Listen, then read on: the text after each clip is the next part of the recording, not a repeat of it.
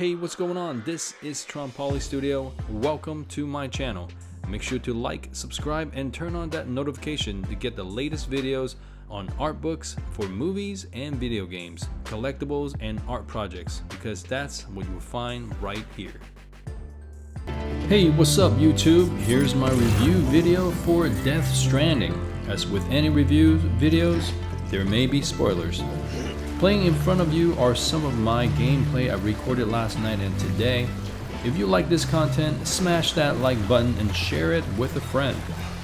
I played about 10 hours of this game, walking every step, watching every cutscene, and trying not to skip too much. I really tried to take it all in as much as I can of the environment, a sense of the story, and of course the game mechanic. There is an obvious evolution from the first 5 hours and the second 5 hours for sure. I hope this video gives you a sense of the pace of the game. Leave me a comment or question.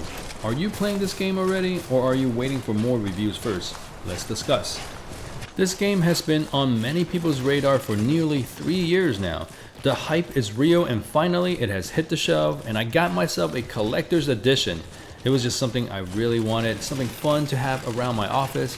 I'm so stoked and just can't even believe I got one because they were selling out everywhere. I got lucky. Best Buy of all places. So thank you, Best Buy. Before I jump right in, I just want to give my initial thought to this game after my 6 hours of play. It is definitely unconventional. It isn't God of War or Spider-Man type of game, meaning action up front for the most part. I love those games, so don't need to leave me any nasty comments. You'd just be wasting your time. Now, this is a Kojima game, meaning there will be a lot of cool stories, close attention to the interaction of the game character and the player, which means you. Lots of sneaking around, stealth gameplay, and again, unconventional ways of fighting your opponents or enemies. Alright, Death Stranding, what the heck is it? Am I really going to be walking around delivering packages? What's the story about?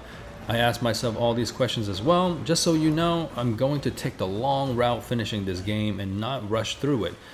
Make sure to let me know if you want more from me about this game, and I'll make some more videos for tutorial, cool things I find, and whatnot.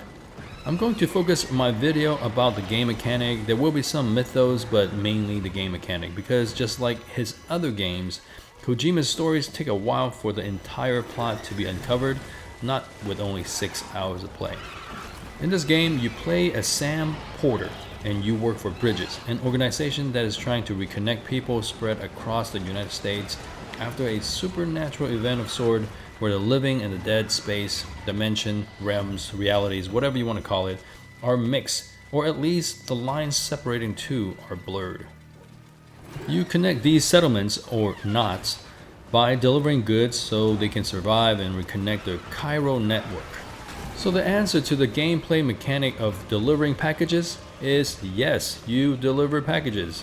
That's who you are, that's what you do. I had no idea what a chiral network is or what a chiral is, so I just googled it. And for the definition of chiral, C-H-I-R-A-L, is asymmetric in such a way that the structure and its mirror image are not superimposable. Chiral compounds are typically optically active. Large organic molecules often have one or more chiral centers where 4 different groups are attached to a carbon atom, which means little to me. But the part about mirror image are not superimposable is making a bit of sense, since the game is set in a world where the dead and the living are interacting with each other with devastating effects. Something else that caught my eyes as I look a little closer at the bottom of the definition is late 19th century from Greek, Kair Han plus -al.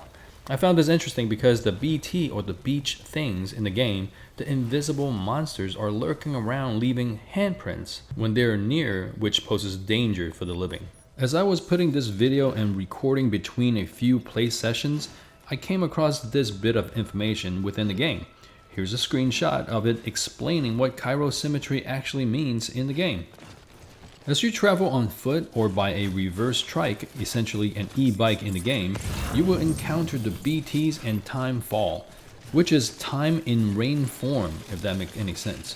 If the droplets of time fall hit your skin, you are being hit by time itself. So imagine under a shower of time fall. Without any protective gears, you will die quickly of old age. The terrain in this game is just treacherous. They're filled with rocks and uneven surfaces. Now you may ask, so what? Are you telling me I will need to watch where I'm going? Yes, that is what I'm telling you. So in this way, it is a simulation game because you normally don't play a game to watch where you're going or where you're stepping, unless it's The Sims, which you have to wake up your character. Hey, go to work. Hey, go eat and all that. Go take a shower because you smell. This is exactly what makes a Kojima game. It is turning something simple into something of a gameplay that makes you think. It is a puzzle. You have to look at your map and really consider, do I want to go that route where it may be harder to walk or climb with all the packages you're carrying? This game turns a fundamental game mechanic, such as storage space or carrying ability, and makes it into a real-time management gameplay. Not only do you have to watch how much you carry, but where you carry it on your person, because that affects the way you walk and possibly the way you ride on the e-bike as well. Alright, moving on to enemies. The ones I have encountered so far are the Mule, which are bandits, and BTs, the invisible monsters, or the dead reaching from the other side to try to kill me. Both are to be avoided at all costs, because at this time, after 6 hours of gameplay, I have but one weapon against one of these enemies. In the story so far, I've been informed that Sam Porter is a part of the population that has Dooms, D-O-O-M-S, which hasn't been fully explained to me what it actually is. Certain people have it, and within that group, some people has it at a higher level. This is depending on their birth dates, aligning with a certain constellations. And especially to Sam, his blood causes the BT to act differently. Long story short, Bridges were able to find out that my bodily fluid, or Sam's, can be used to fight off or at least deter them and not drag me into hell.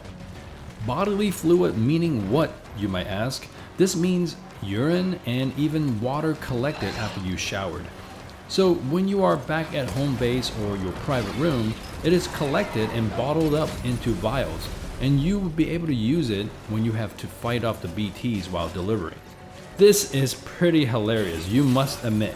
It is definitely not something I would have expected, but that is just what Kojima and his team came up with. While you are running around delivering packages, you will run into these, well, let's call them Scout BTs.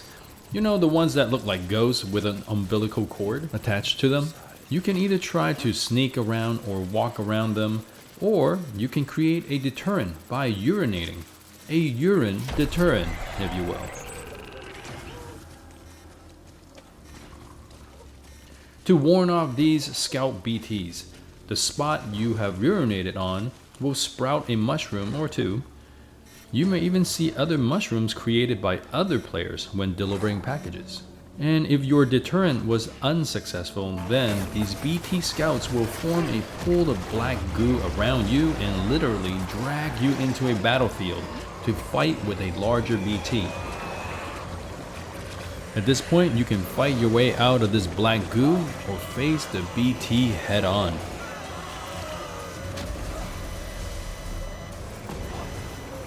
The only type I have encountered so far in this first 10 hours of play is what I'm going to call a squid-faced dolphin or maybe a killer whale.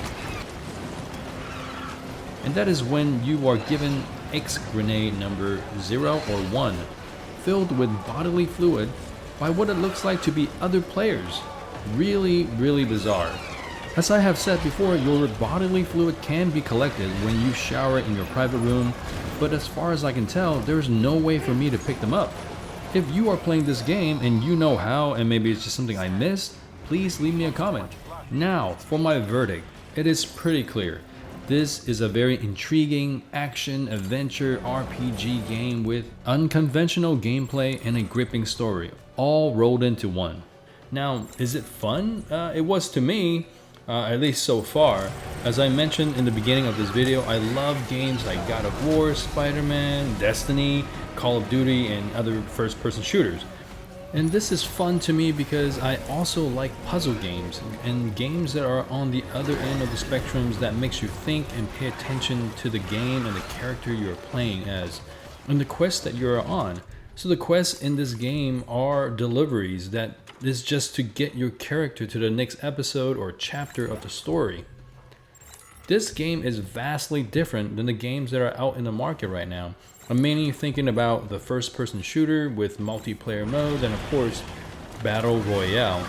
They tend to be very fast-paced, short matches, highly customization for the character skins and weapons. This game is 180 degrees difference using those matrix. This game is slow-paced for a large majority of the time, both when you're in or out of conflict with enemies. You have to think and really consider your options just to get from point A to point B. Will I need a ladder? Should I bring this gear or not? How much am I carrying? Do I have enough water? Do I have enough vials of my own urine? It is definitely a creative way to present a game and a story. One last thing to cover is multiplayer. As far as I know, there isn't a multiplayer mode in the traditional sense because you can only play as one character, Sam. And seeing multiple Sam on screen, that would just be totally weird and makes no sense to the story at all. The way this game does multiplayer is allowing you to build signs, leave packages in shared lockers or equipment such as ladders or climbing ropes to assist each other, give likes, and somehow participate when you're battling a BT. Now, I'm not sure how this is happening because I've only been on the receiving end of this help or assist. I got caught up by a BT and I was struggling and trying to escape. All of a sudden, a bunch of random players, or at least what I think they are, started throwing me vials of bodily fluid so I can use it as grenade to throw at the BT. The thought of throwing other people's bodily fluid just gives me the heebie-jeebie. And at the same time, very glad because I'm not getting killed. Alright, that's it for me. It's a wrap. If you enjoyed this video or find it helpful in deciding to get this game or not, I would appreciate it if you give it a big black gooey like and deliver this to a friend by sharing it. Can I get at least 20 likes on this video? Hey, thank you so much for checking this out, and I'll see you in the next video.